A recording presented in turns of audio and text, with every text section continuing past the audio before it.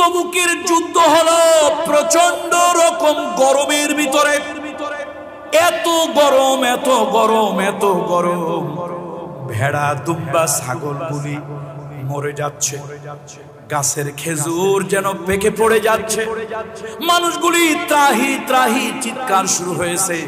এই কষ্টের মধ্যে আল্লাহ নবী তার সাহাবীদেরকে নিয়ে তবুক অভিযানে গেলেন। তবুক যুদ্ধের এক পর্যায়ের কথা ইতিহাস, ও মুসলমানেরা ইতিহাস জানুন। তবুক যুদ্ধের এক পর্যায়ের কথা, এক তপ্ত দুপুর বেলায় আহত একজন সাহাবী, পানির পিপাসায় কলিজাটা ফেটে যায়, প্রচন্ড গরম। এই যুদ্ধ আহত একজন সাহাবী পানির পিপাসায় কলিজা ফেটে যাচ্ছে, তার ভাতিজা ছিল পাশে, ভাতিজাকে ডাক দিল বাবা, ভাইয়ের ছেলেকে ডাক দিল বাবা আমাকে একটু পানি দাও, পানির জন্য আমার বুকটা ফেটে যাচ্ছে, ছাতিটা ফেটে যাচ্ছে। যুদ্ধ আহত সাহাবী, যুদ্ধের সারা শরীরের ভিতরে ক্ষত বিক্ষত, প্রচন্ড তাপ, প্রচন্ড রৌদ্র, এমত অবস্থায় ভাতিজা চাচার মুখের কাছে এক পেয়ালা পানি চাচার মুখের কাছে ধরলো, চাচা আপনি পান করেন। হঠাৎ পাশের থেকে একজন ডেকে বলল, আহা একটু পানি। পানির পিপাসায় আমার কলিজাটা ফেটে যাচ্ছে, পানির পিপাসায় আমার ছাতিটা ফেটে যাচ্ছে, গলা শুকায় গিয়েছে, একটু পানি। চাচা সঙ্গে সঙ্গে ভাতিজাকে ডেকে বলল, বাবা আমার থেকে মনে হয় আমার ওই মুসলমান, ওই সাহাবী, ওই যুদ্ধাহত সাহাবী মনে হয় বেশি পানির প্রয়োজন, আমাকে নয়, পানির পেয়ালাটা তুমি তার কাছে নিয়ে যাও। ভাতিজা পেয়ালাটা চাচার মুখ থেকে এনে ও আরেকজন সাহাবী, যুদ্ধাহত সাহাবী, তার মুখের কাছে নিয়ে দিল। প্রচন্ড গরম, কলিজা ফেটে যাচ্ছে, গরমে অস্থির হয়ে যাচ্ছে মানুষ। সেই গরমের মধ্যে ভাতিজা একজন সাহাবী, যুদ্ধাহত সাহাবীর মুখের কাছে পানি ধরলেন। হঠাৎ পাশের থেকে একটা লোক কাতরাচ্ছে, হ্যাঁ আমি বোধহয় আর বাঁচবো না, শাহাদাত বরণ করব, একটু পানি একটু পানি। পানির জন্য জিহ্বাটা শুকিয়ে গিয়েছে, পানির জন্য বুকের ছাতিটা ফেটে যাচ্ছে। সাহাবী মুখের কাছে পানি, পানির পেয়ালাটা পান করবেন, তিনি বললেন না আমারে পানি দিও না, পাশের ভাইয়ের কাছে যাও। পাশের লোকটার কাছে পানি নিয়ে, পানি যখন তার ঠোকরের কাছে মুখের কাছে যখন ধরা হলো, দেখা গেল ইন্না লিল্লাহি ওয়া ইন্না ইলাইহি রাজিউন। আল্লাহ নবীর ওই সাহাবী শাহাদাতের পেয়ালা পান করে, আল্লাহর জান্নাতের শাহাদাতের পেয়ালা পান করে দুনিয়া থেকে চলে গেছেন। দুনিয়ার এক কাসরা পানি পান করার সময় তার হয় নাই। এবার ওই ভাতিজা ফিরে আসলো দ্বিতীয় সাহাবীর কাছে, এসে দেখেন তিনিও দুনিয়া থেকে বিদায় হয়ে গেছেন, শাহাদাতের পেয়ালা তিনিও পান করেছেন।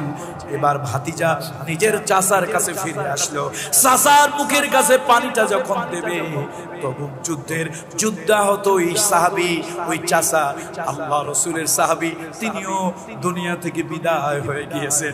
ও মুসলমান ভাইরা, ও মুসলমান ভাইরা, মানবিক গুণ কত উন্নত হলে মানুষ তার নিজের অবক্ষয় কত রোধ করতে পারলে, মানুষ তার ভিতরে হিউম্যানিটি, ইনসানিয়াত, মানবতাবোধ জাগ্রত কোন পর্যায়ে করতে পারলে, একজন যুদ্ধাহত লোক নিজের কথা প্রাধান্য না দিয়া আরেকজন মানুষের কথা প্রাধান্য দেয়। আমরা তো সেই মুসলমান। আসুন আজকে এই অবক্ষয় সমাজ, নৈতিক অবক্ষয়, মানবিক অবক্ষয়, নৈতিক বিপর্যয়, সামাজিক বিপর্যয়, চারিত্রিক বিপর্যয়, চারিত্রিক অবক্ষয়, এই সব অবক্ষয় সব আপনার ঘুরে ধরা সমাজটাকে পাল্টাইয়া আমরা একটা নতুন সমাজ যদি করতে চাই, কোনো দার্শনিকের মধ্যে নয়, কোনো নেতা নেত্রীর শিক্ষায় নয়, একজন মহামানবের আদর্শে এই সমাজ আমরা পাল্টাবো, এই জাতি আমরা পাল্টাবো, নৈতিক অবক্ষয় রোধ করব। সেই আদর্শ আর কারো নয়, মুহাম্মাদুর রাসূলুল্লাহ সাল্লাল্লাহু আলাইহি ওয়াসাল্লাম। সহিহ বুখারীর দুইটা তিনটা শব্দ ব্যবহার করেই আমার বক্তব্য আজকে শেষ করব। সহিহ বুখারীর দুইটা তিনটা মাত্র শব্দ ব্যবহার করে আমার বক্তব্য আমি শেষ করব। রাসূলুল্লাহ সাল্লাল্লাহু আলাইহি ওয়াসাল্লাম নবুয়ত পেলেন, প্রথম কোরআনের আয়াতটা কোন জায়গায় অবতীর্ণ হয়েছে একটু বলেন তো? জাবালে নূরে, ওই হেরা গুহায় আম্মাজান খাদিজার কাছে রাসূলুল্লাহ আসলেন, এসে কি বলছিলেন বলেন তো? জাম্মিলুনি জাম্মিলুনি, আমাকে একটু বস্ত্র দিয়ে, কম্বল দিয়ে, কাপড় দিয়ে ঢেকে দাও। মা খাদিজা জিজ্ঞেস করলেন, আবুল কাসেম মুহাম্মদ, আপনি এরকম করতেছেন কেন, কাঁপতেছেন, আপনার মুখটা কেমন শুকনো শুকনো, ভীত সন্ত্রস্ত। তখন ফাআখবারাহাল খবর, নবীজি ওই হেরা গুহায় যা যা হইছে, জিবরাইল কি বলছে, কেমনে জড়ায় ধরছে, ওহির বাণী কেমনে দিছে, সব তাকে খুলে খুলে বলেছে। ফাআখবারাহাল খবর। আবার নবীজি বলছেন, লাকাদ খাশিতু আলা নাফসি, খাদিজা আমার ভয় লাগতেছে, আমার কিছু একটা হইছে।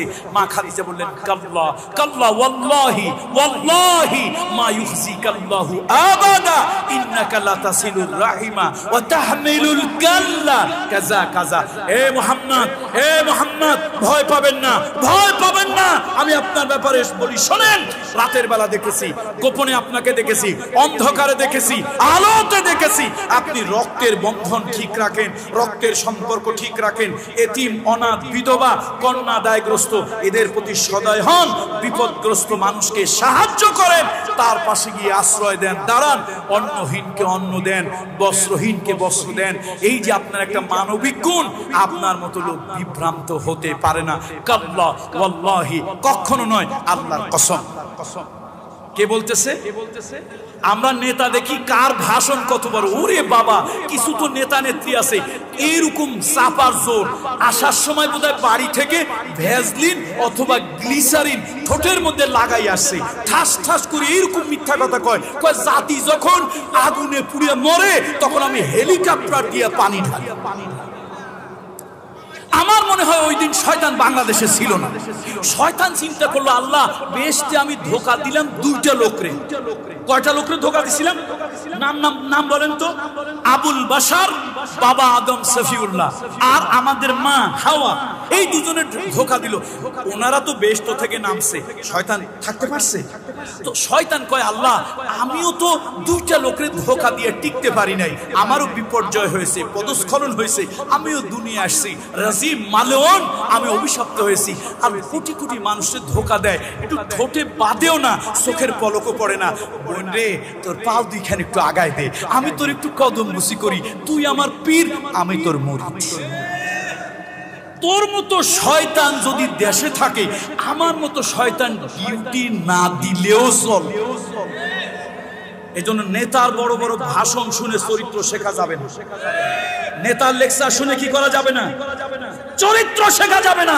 এ মুসলমান, এই অধপতিত সমাজ, অবক্ষয়ের গহ্বরে নিমজ্জিত সমাজ, এই ধ্বংসপ্রাপ্ত সমাজ, গুণে ধরা সমাজ, এই মানুষগুলোর যদি ভালো বানাতে চাও, কোন নেতা নেত্রী লেকচারের ভাষণ নয়, আসো মানবতার শিক্ষক, মানবতার বন্ধু, উত্তম চরিত্র, উসওয়ায়ে হাসানা নবী মুহাম্মদ রাসূলুল্লাহ, তার আদর্শ গ্রহণ করি, তার আদর্শ পৃথিবীতে শান্তি, কল্যাণ, মুক্তি আসবে। আল্লাহ তাআলা আজকের প্রোগ্রামকে কবুল করুন, আজকের মাহফিলকে কবুল করুন। ইসলামী ফাউন্ডেশন যে ব্যবস্থাপনা নিয়েছে, সে ব্যবস্থাপনা আল্লাহ আমাদেরকে হক প্রচার করার, হক প্রকাশ করার তৌফিক দেন।